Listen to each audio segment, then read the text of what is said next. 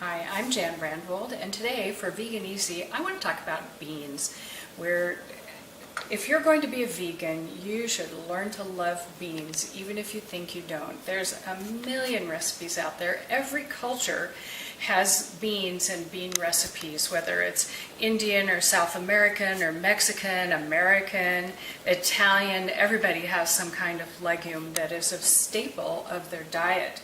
Beans are wonderful because they have so much protein, fiber, minerals, vitamins. There's just a plethora of goodness in beans. Plus, they're really nice and filling. Beans are in the legume family. All of these lovely things are different types of beans, but there are probably hundreds, if not thousands, of kinds of beans.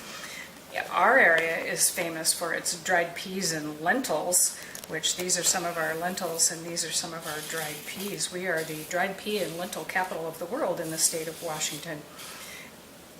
Dried peas and lentils are great because they're relatively fast cooking compared with beans, and they do not need to be soaked.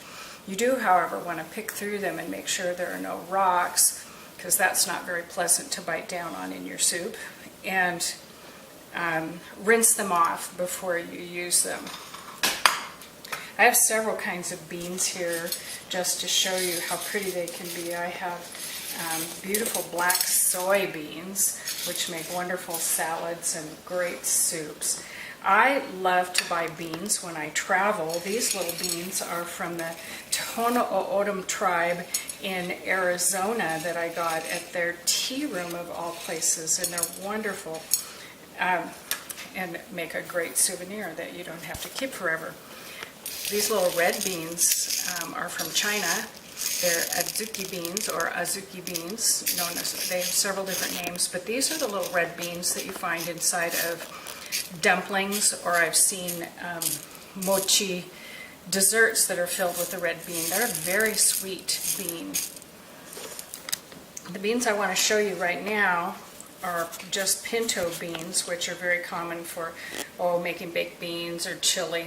Like navy beans, you can use them. They're a good all-around bean. And what I wanted to show you is how smart it is to put your beans on a white plate, because then any little rocks that are in there will show through. Another thing you want to pick out is broken beans, because your objective in cooking beans is to have them come out whole and tender but firm, so not mushy, in other words. And if you put in half beans, you'll get mush.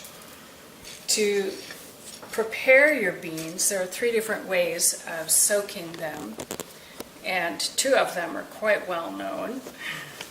One is to just soak it overnight, and that is by far the easiest. If you think of it in time, just put the beans in some water. Make sure that it's quite a bit more water than you have beans. You should have at least 2 inches more water, because the beans really absorb the liquid, absorb the water. I like to soak them in a bowl if I use that technique, and I put a little strainer down inside so that in the morning when I'm ready to pull the beans out, I can just pull this out and they're in it, and then I can rinse them thoroughly. Don't ever use your soaking water for cooking, because that's what takes the toxins out of them overnight especially. And so anytime you soak beans, be sure that you change the water. Even if you soak them in the pot that you're going to be cooking it in, do not use your soaking water.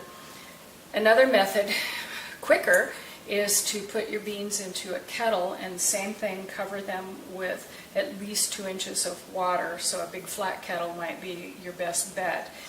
Bring it to a boil and then let it sit. Turn off the heat, cover it, and let it sit for an hour, and that will take care of the soaking.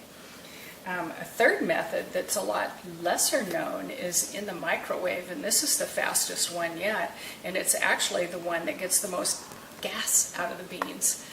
Yeah. So you might want to think about this, but it does take a deep microwave safe pot with a lid. So a nice bowl that you could maybe find yourself, go shopping. Yeah, there you go shopping and find yourself a nice deep bowl with a lid. And then you put it in for 12 minutes, and it should come to a boil fairly fast, and it's going to boil away in there. But you need to have it so it's covered with 2 inches of water again, and check it halfway through and make sure that there's still enough water in there, because that can bubble away pretty quickly.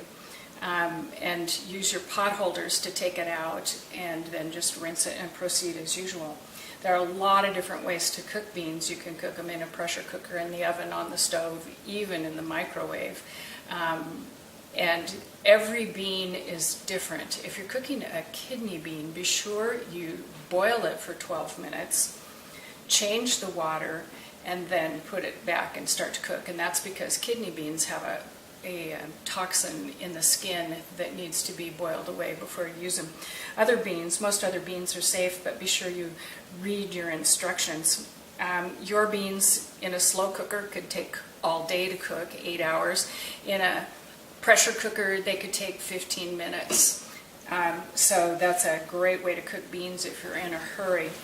So you can tell your beans are done by cutting one open, or cutting a couple of them open, and they should be soft, not mushy, but moist all the way through.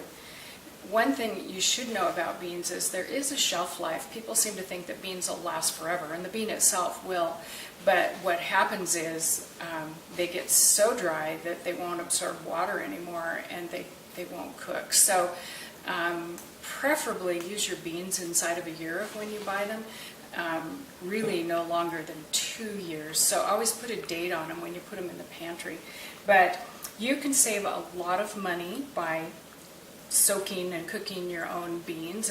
One little tiny can of beans is $1.29 to even up to $3 a can, whereas these are anywhere from $1 to a maximum of $2 a pound, and a pound of beans is about 5 or 6 cans worth. So it's a good value, a great way to save money.